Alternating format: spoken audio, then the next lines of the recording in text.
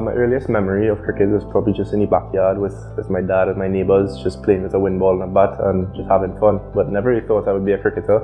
Always thought I would be a footballer. Growing up was a big football fan, so just getting into it. And then when I got into secondary school is when I thought that maybe I'll just try out for the Form 1 team, and that led my career started there basically.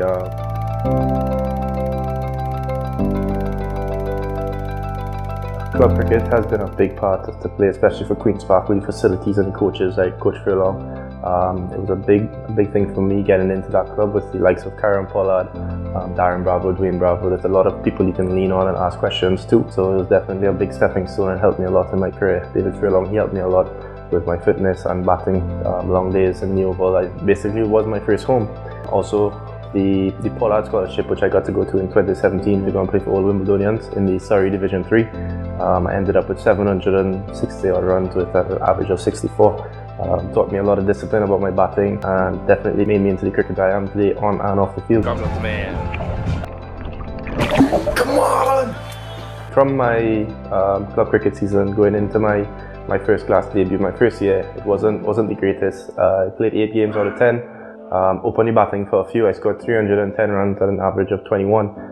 So it was nothing to be proud of, but I saw there was a lot of room for improvement, and it gave me an idea about what I need to do to get into that, to be consistent and to get into a higher team, or just to score runs consistently at that level. So I went back to the drawing board.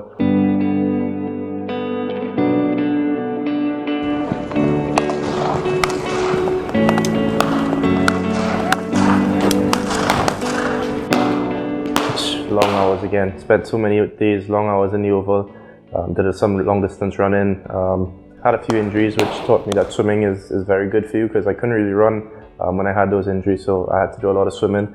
I was still a bit heavy at the time, so I lost a bit of weight coming into the second season, which definitely helped with my fitness and the ability to bat for longer times, and just when I bat for long times to go and keep afterwards.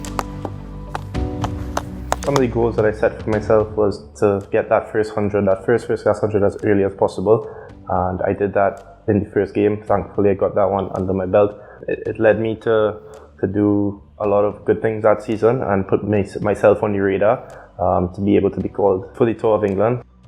The tour with the West Indies team was another great experience, going 100 in the warm-up game. Learned a lot from the players. It was a good experience to get involved with the team and see how it operates, the kind of intensity and workload that it is needed to perform at the international level, and then get an opportunity to participate in a test match and stand in as wicketkeeper. Another change out there. Not sure De Silva, he's going to take over, take the gloves, straight to it. I knew going into the New Zealand tour that they were going to take 3 teams. I had my hopes up to get picked for the reserves again, which would have been the A team. Just a chance to actually play cricket this time. So just the ability to get to play cricket in New Zealand while the tests were going on against quality opposition, which is basically the best first class players from New Zealand. It turned out to be better than I expected. I made my test debut, cap number 322, receiving my test cap from Roger Harper, and all the words that were said and all the congratulations. Yeah, it's a feeling I'll never forget. A great experience. I have no words. The words don't really come to me when I'm asked to describe the feeling. It couldn't be as better planned as it happened. Test 50, 2 catches, unfortunately with the result, but nonetheless a test cap.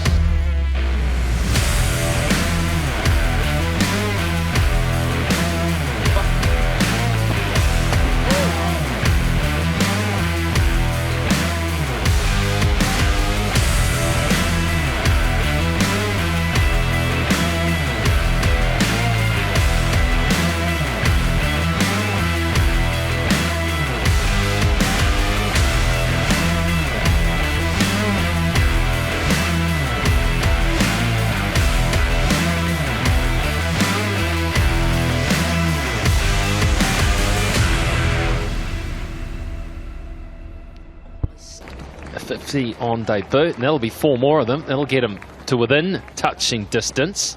There's a column for 50s, and if you can stick something in a column in your first test, you're always pretty happy with that. Oh, it's a good shot. It's going to pick up 4 more.